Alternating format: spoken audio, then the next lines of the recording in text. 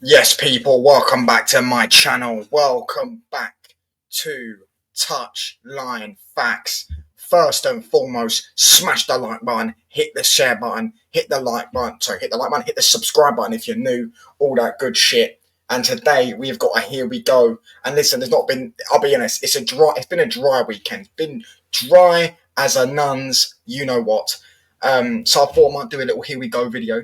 Obviously, I know they've actually got two here we goes. This football club. I don't believe they can sign Gittins before the Club World Cup because he's already played for Dortmund. However, Joao Pedro will be a Chelsea player for the upcoming games after the quarterfinals for the Club World Cup. Joao Pedro to Chelsea. Here we go, in excess of £50 million.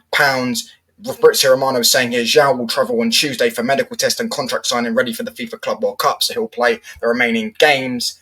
And listen, I'm going to give my thoughts, what I think of the signing, I think, and I'm going to give what I've seen a lot of Chelsea fans, because to be honest with you, what actually sparked me wanting to do this video was I seen some Chelsea fans in my group chat. They aren't really particularly fond of the signing, and I also checked on Twitter and I saw some Chelsea fans not exactly fond of the signing. I'm sure it depends where you look, it depends who you talk to be honest with you, because if you talk to some toxic positive Chelsea fans, they'll be a bit happy. Some Chelsea fans, the RSM's getting cooked in group chats by a wheel because they're saying this is not the signing a Champions League football club should be making. You should be sitting there going like, when they got Champions League football, people were saying Chelsea are going to move serious now, going to sign some serious footballers and, steady on and sign some proven winners and help them elevate themselves to, being a title challenging football team. However, some people don't believe Joao Pedro is that.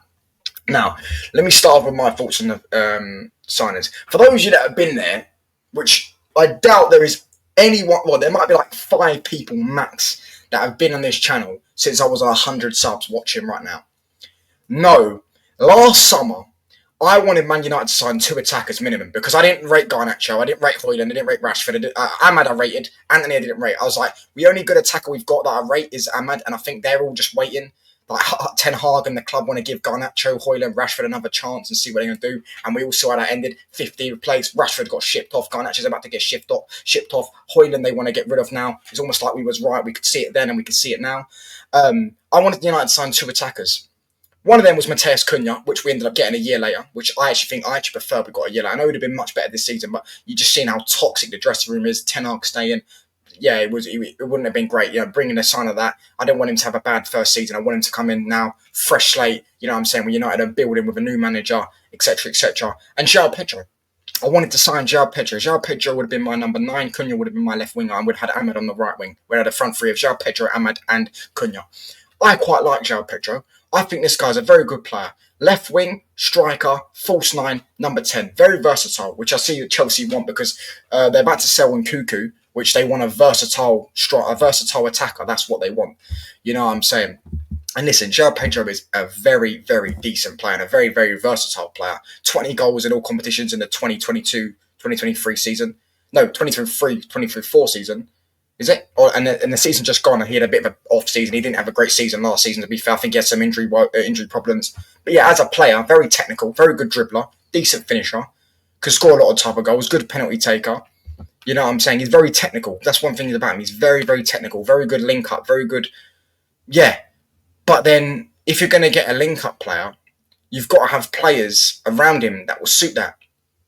For me, it depends where they're going to play him. This is my problem with it. It's not the player. Yeah, because Chelsea fans are all worried about and up in arms about the player. And my thing isn't the player, it's the club, by the way. The club that signed him and the club that sold him. But the player, that's more, the player shouldn't be angry with. Do you know what I'm saying? You shouldn't be angry with the player. Do you get what I mean? It should be about the club, in my personal opinion. Yes, let's just forget that Chelsea needs some experienced core. Let's just forget that let's just analyse where this player suits their system. Where are you going to play him?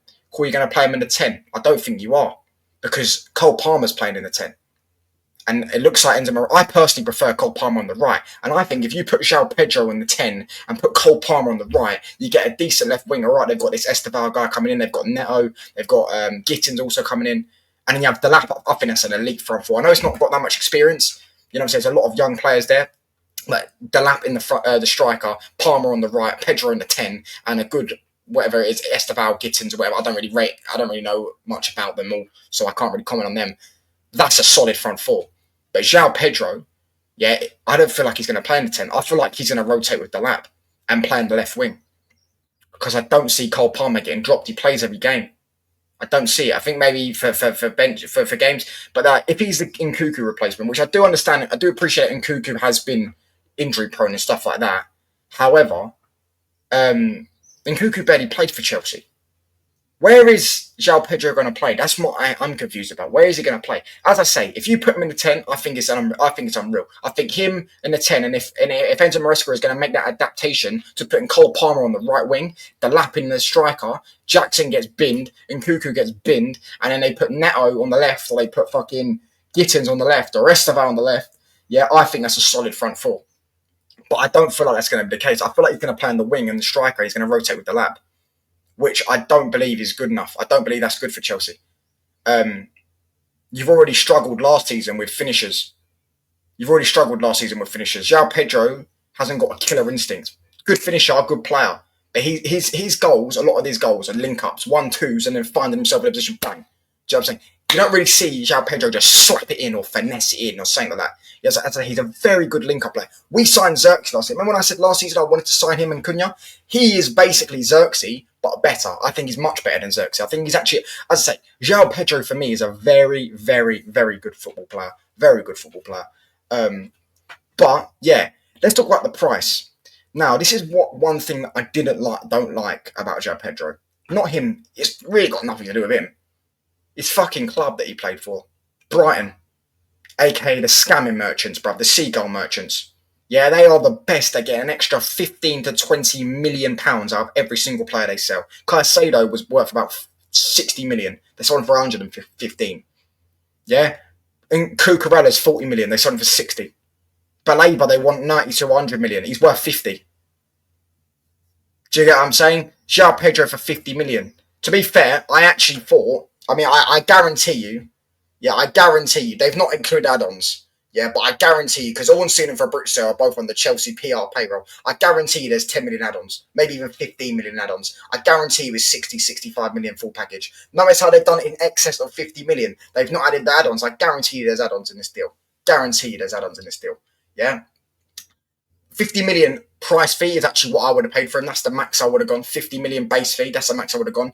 10, 15 million add-ons ain't that bad, because usually when a player reaches add-ons, they've done well at the club innit? Do you know what I'm saying? They've done well at the football club if they reach their add-ons. So I wouldn't be that mad about add-ons. But 50 million is a decent price. It just shows that Chelsea are actually good at negotiating, because the fact that you've managed to get a player for what they're actually worth out of Brighton is hilarious. The last time that happened was, well, you couldn't even say McAllister, because McAllister was bought for 35 million. However, McAllister was worth, like, what are we saying? Probably about 50 to 60 million. Let's have it right. World Cup winner and stuff like that. Look what he's done at the World Cup. Look what he's doing for Brighton. And look what he's done for Liverpool since he's joined them. You know what I'm saying? He's probably worth about 50, 60 million. That's the last player Brighton really got scammed from. They usually manage to get an extra 10, 15% out of their player minimum when it comes to the price tally. So Chelsea have done them over there. And as I say, I'm interested to see where this guy lines up. I need to see where it is before I can sit there and really comment on the signing, because as a player, I don't actually think this guy's a bad player. I think this guy's actually a very good player. So that's what I'm saying. Left foot, right foot, very good dribbler, good passer, technical, decent player. But let me know what you lot think in the comments. Hit the sub button. I'm out, people. Let's go.